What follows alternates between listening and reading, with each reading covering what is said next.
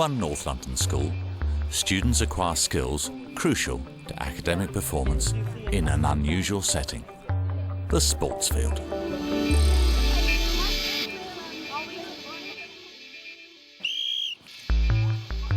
Tuesday morning, Whitefield School, Cricklewood in northwest London.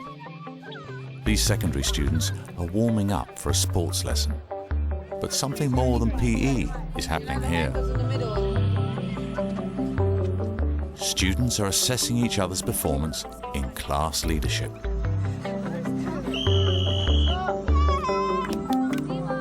Today's lesson, all students are involved in planning a warm-up and an actual activity to teach the rest of the group.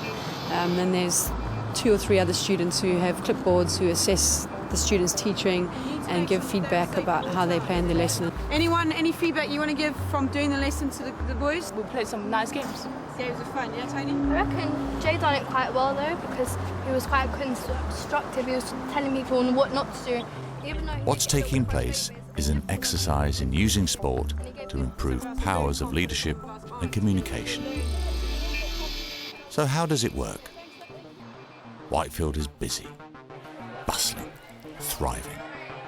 The school population is extremely diverse, with special educational needs of one kind or another high on the agenda.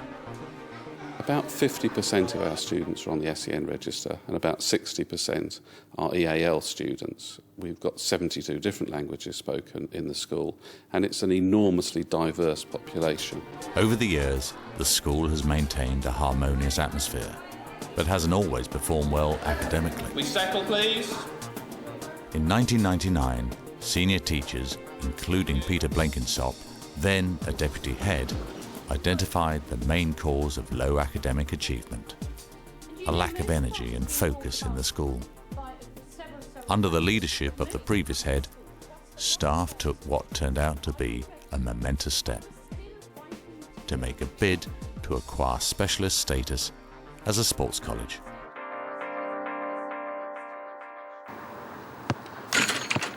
We needed a focus for the school. We needed to be something special. We needed to be something different. We needed to change the image of the school from a dowdy, down-at-heel place into something that was vibrant and exciting. And sport was the obvious choice for us because it would enable us to engage the students that we had. Making the bid involved some fancy footwork, weaving through a complex set of conditions, approaching local sponsors, writing a 200-page application. A deputy head was appointed from within the school who took charge of writing the bid, of collating all the information, getting all the data together. And the senior management team within the school then reviewed the content of that so that we understood what it was that we were committing ourselves to. Crucial to the process was advice and support from the Youth Sports Trust. They checked that we were doing the right things. They provided lots of guidance and advice in terms of what kinds of curriculum we should have, how it was that we could operate. They identified people that we could talk to who would provide us resources and other kinds of support. And they set up a structure which meant we had to report to them, which was really very helpful in our own monitoring processes. 18 months of effort paid off. The bid was successful. The reward? a £100,000 government cash grant. The impact on the school's physical education was immediate. As part of being a sports college, we're able to use the extra funding, and we've used that by bringing in extra PE staff. That's lowered the number of students within classes, which I think again has added to the quality of the PE that's been taught here. We've now got trampolines. Forward, much better, okay? Still remember to kick your legs back a bit because they're dragging you along it now. So there's now opportunities for students to do sports they wouldn't have done before. Okay, take a rest. The impact on school morale was no less great. The students changed dramatically. Their attitude improved immeasurably. They felt valued. They were able to talk about the school in a very positive way. This newfound pride in the school helped Whitefield staff identify another goal well beyond the improvement of physical education: to use sport itself as a teaching aid. Playing any type of sport encourages a range of key skills: planning, communication, public speaking, even basic literacy and numeracy.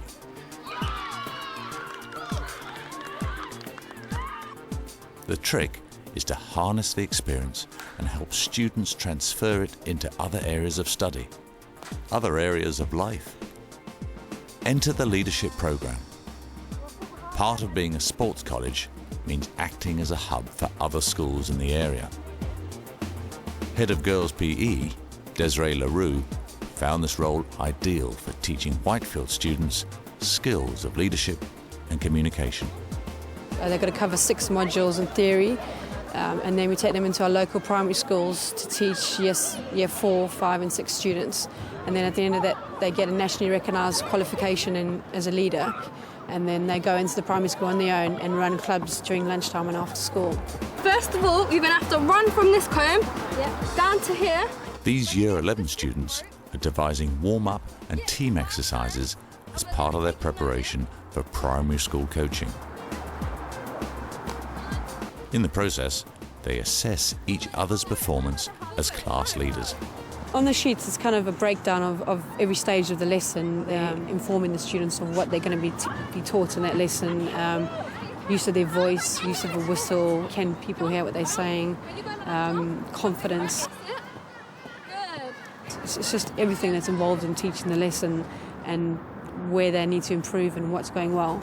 On-the-spot feedback from their peers may seem a hard thing for teenagers to take, but according to staff, the students at Whitefield seem to thrive on it. Jay, I saw you losing your temper a bit, like when they wasn't doing what you wanted them to do. If it was primary school children, they would have been crying. So, just have to keep your temper down. We empower students now in taking responsibility in lessons, in terms of leading warm-ups, leading practices. And I think that empowerment has really led to an improvement in the quality that students produce. I think it's about if students are teaching other students, the learning they get from that is much more powerful than when teachers actually teach those students. So that's been a real major benefit. The leadership program approach now extends to sports lessons generally. These Year 10 students are assessing each other's performance in a mixed game of netball. He's travelling much lesser and his passing's got better. I think what we've tried to do is make students independent learners and then give them the ability, the skills that they need to pass on to other students within their class. So successful has the leadership program been, the plan is to extend it beyond physical education, to coach students in leading classes in other subjects, like literacy. Try to travel a little bit less and stop having more contact. Leadership is something that we hope to roll out across the whole school over the next year. We're going to get reading mentors out to the local primary schools and set up a reading mentor program within the school as well. Skeptics may feel that sport and academic learning do not mix. Darren, I want you doing exactly the same as you have been doing, running in on that far post. Still the same injection, but to Jack this time, okay? For Peter Blenkinsop, seeing is believing. Indeed, he feels there's no limit to the potential that sport-based communication skills teaching can offer. The link can seem quite tenuous between good quality sport and high academic achievement, but Whitefield's an example of that process happening. We've been able to inspire students so that they can perform well. Attendance rates are up. Bullying is very, very significantly down. Our exam results are currently 42-43% 5A to Cs, when the time when we were awarded sports college status, they were 15. But there's one major issue. To work, this sport-led approach must involve the entire school.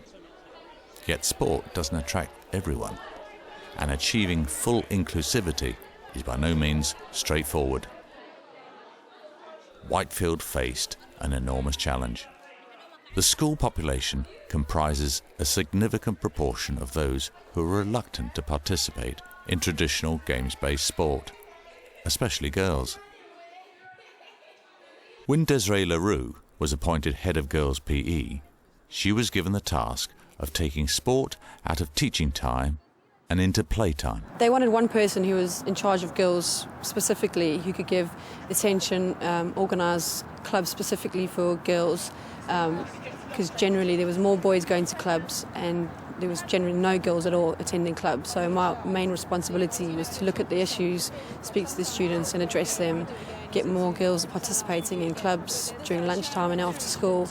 The trick was both to desegregate traditional sports, like netball, and introduce new sports that could attract girls.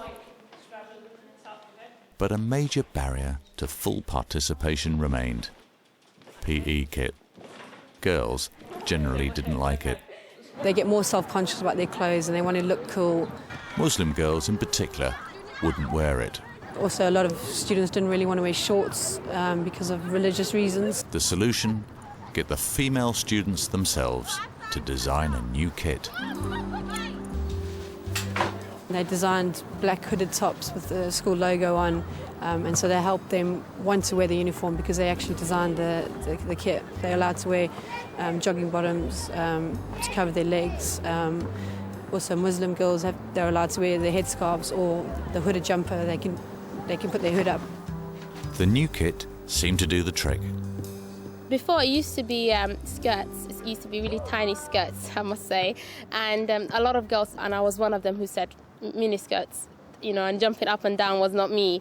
And they actually then said, okay, then we actually can extend it to trousers, but it has to be according with our colours, which is blue and black. And we were completely fine with that. Another important group to benefit from Whitefield's inclusive approach is disabled students. Well, we're a fully inclusive school.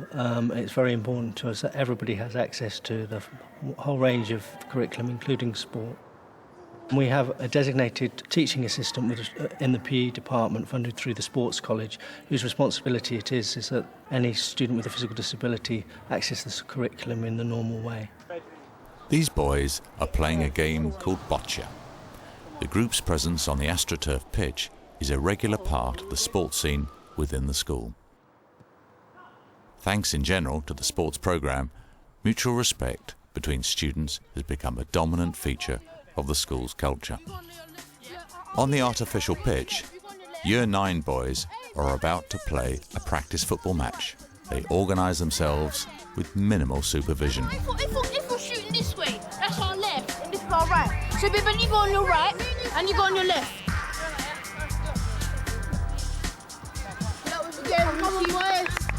These boys don't need to be told what to do. They don't need to be kept in line by constant adult intervention. The students now are able to talk to each other, listen to each other, not all the time, but some of the time. And I think that's partly as a result of the work that they've done in PE. The conclusion seems inescapable. Skills acquired on the sports pitch have had an impact on the culture and the performance of Whitefield as a whole. And the school's learning, through this sport approach, may, in a few short years, get international recognition at the highest level. We had a young man who came to us from another school. He'd been in lots of trouble in that school and was due to be probably permanently excluded. When he came to us, we attached him to a trampolining coach in Hendon Youth Sports Centre. He's now at the quality where he's likely to be in the 2012 Olympics. Through sport, Whitefield is providing a truly holistic educational experience.